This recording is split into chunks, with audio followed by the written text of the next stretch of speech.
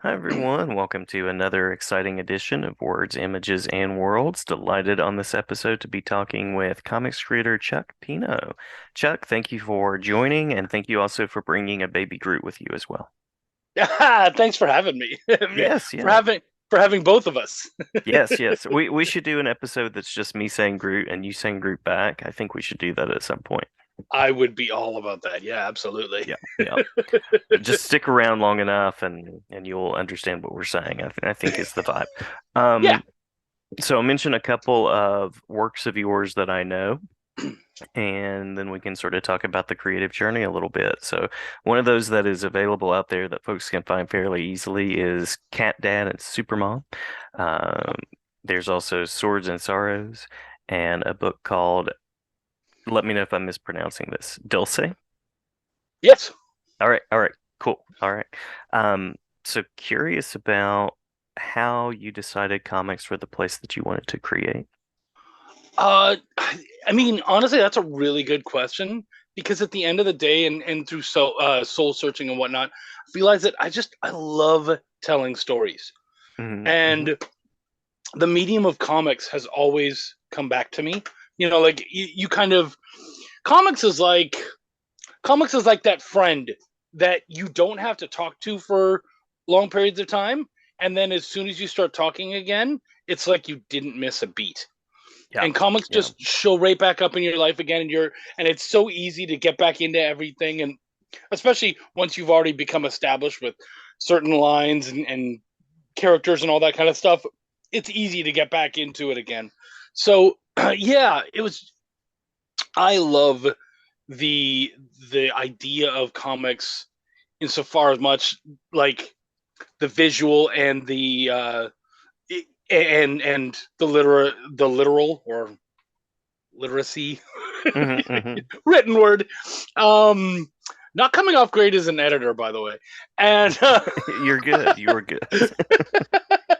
but and I love that it has its own language. Yeah. Comics has its own language where we as fans just kind of understand it. You understand, oh, the print is smaller, so he must be whispering. It's bigger, he must be yelling. And we Mm. just get that innately. And there's certain things like, I mean, in becoming an editor, and I am a writer as well, but I'm most known as an editor. Hmm. In becoming an editor, there was a lot of things that I kind of went and learned, and a lot of things that you realize I already knew that. I just didn't know that I know it Hmm. because the language just becomes a part of you, and I love that because I feel like the other mediums don't really have that. They have Yeah. their own diehard rule or their own rules and all that kind of stuff, but they don't necessarily have their own language. Hmm. And Hmm. that's what excites me about comics is that we get to connect with people in a way that the other mediums don't. Yeah. Yeah, I love that too. It's such a unique space, and uh shout out to a good editor as well, because goodness knows we all need good editors in our lives who are there to support the creative vision and Yeah. who get it. Well, and there's so much more to editing than just like I've had a lot of people be like, why should I even get an editor if I can get Grammarly? And I'm like, oh. First off, one sentence in and I already hate you. But there's so much more to I mean, if you're writing a book, like a novel, like when we wrote our novel, I get it. Grammarly was a huge help. Hmm. Obviously you need to know your own stuff, so we had an editor as well working with us and whatnot when we wrote our novel. But um no, you there in because of this language and because of the artistic style and the lettering and all that kind of stuff, an editor needs to know a lot more. Like even in my own editing journey, I have tried to go and learn about lettering. Like I've taken courses on lettering to Hmm. understand what it should look like, where it should where the bubbles should and shouldn't be, how many words should be in a bubble, all that kind of stuff. Just the language of lettering, which in Hmm. comics is obviously way different than anywhere else. In art, in the storytelling through art, what a page should look like, what a good dynamic page should look like, how it should read, left to right, top to Hmm. bottom, all that kind of stuff, how it needs to direct the eye. There's just so much more to it than just can you proofread. Yeah. Important, very important part of it. I can't. You absolutely get a proofreader at the very least, but there's so much else to it that people just often don't understand. Absolutely, absolutely, and so many mechanics, so many moving parts. Any particular collaborations, folks that you've worked with, either as writer, editor, or both, that are just kind of gold standard collaborative experiences so far? Whew. I mean, the person I've worked with the most is you were talking about Dulce, and Hmm. my Hmm. dude Eric Cockrell.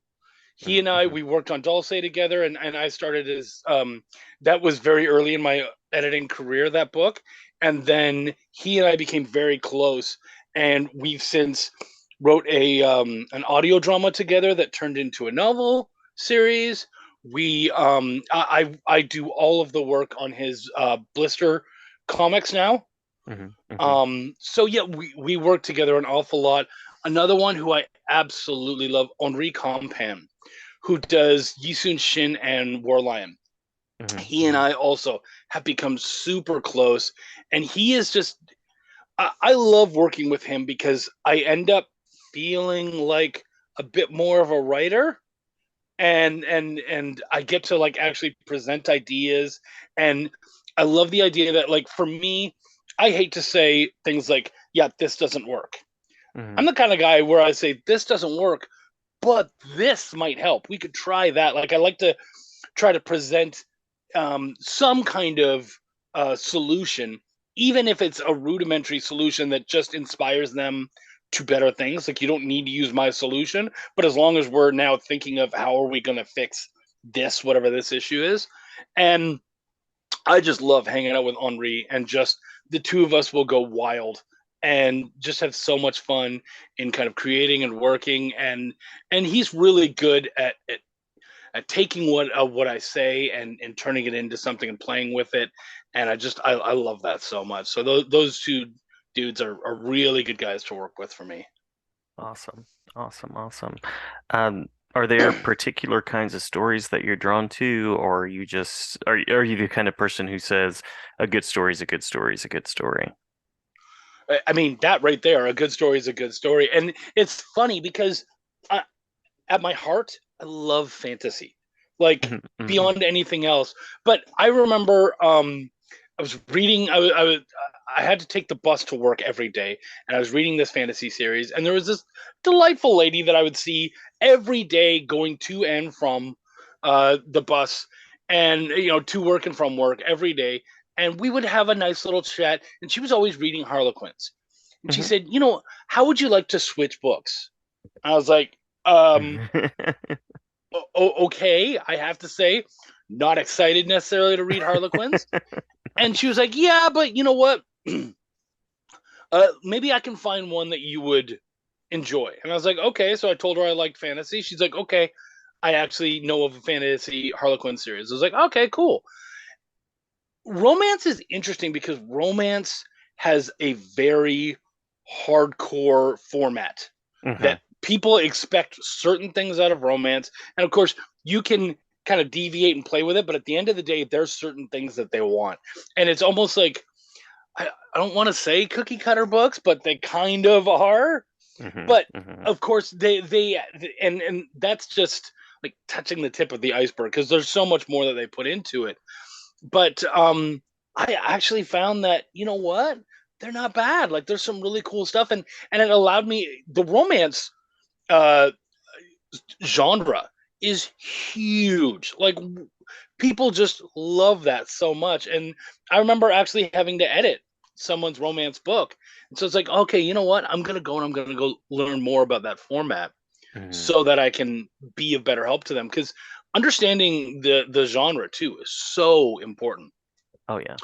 Oh yeah. So yeah, and I think a lot of people miss and forget about that. But yeah, we had a blast. And I really enjoyed being able to try something different. And it's true, a good story is a good story, even if it's not necessarily your genre. It still can grip you if done right. Absolutely. Absolutely. I think I have one more official question that's on the Okay. list, and then we can talk about anything that we might have missed, and that is current projects, things that you want to mention that you can talk about, as well as spaces where people can go to find out about your work. Yeah. So Henri Compan's War Lion is War Lion 2 just came out actually at MegaCon last weekend. Hmm. Hmm. There's a noir version, and we're doing the coloring. So War Lion 2 should be out soon. It's a three-part series. So I think people will really dig that. Very cool. So if you guys can look up Henri Compan or War Lion and check it out, I think you will very much dig it. It's like a, what did he say? Demolition Man meets The Dark Knight Rises, Hmm. Hmm. Hmm. and very much like this kind of dystopian future where vigilante is basically teaching his daughter how to take over for him. And it's got some, kind of wolf and cub, lone wolf and cub feel to it and all that kind of stuff. So yeah, just I love that series a lot. I also have my own series, Belial, which we've got 3 out of the 4 issues done, and I'm currently working on the fourth. And then if you guys want to check out our audio drama or novels online, check out Chronicles of the Essence Guard. Nice, nice.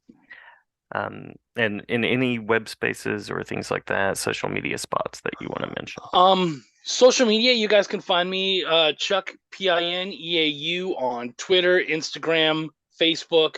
Very easy to find and love to chat with people. When you add me like on Facebook, just send me a message. Saw you on the show, absolutely loved it. Thought you were so thought provoking and intelligent. Absolutely. The Let's beard is chat killing it. together. The beard is killing Right? it. It does a lot of heavy lifting. Yes, absolutely. Absolutely. All right. Well, anything that we missed before we close? Um, you know what? The one thing I would say is that we as storytellers, I think so often people go for what's cool. Hmm. And I Hmm. think we all too often forget the emotional element.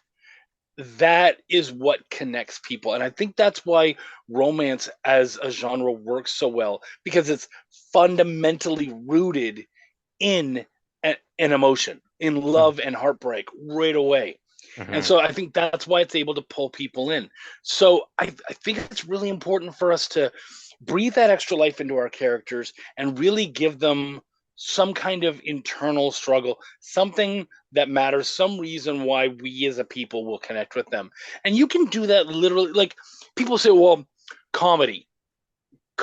Laughter is an emotion. You know what I mean? Hmm. Like Hmm. happiness is an emotion. And you're still working with that. So there's certainly something in the absurd that you can play with that still allows you to tap into people's emotions. So I say aim for that emotional soft spot. And I feel like even if you're not telling the story that people want to be reading, you'll be hitting the spots in their brains and in their hearts Hmm. that will really connect with them. Very well said. Very well said. Thank you. Yeah. Yeah. Well, Chuck, thank you for the talk. Always glad to talk with someone who shares the love of comics and stories, and glad to talk again anytime. Absolutely. Thank you so much for having me. My pleasure.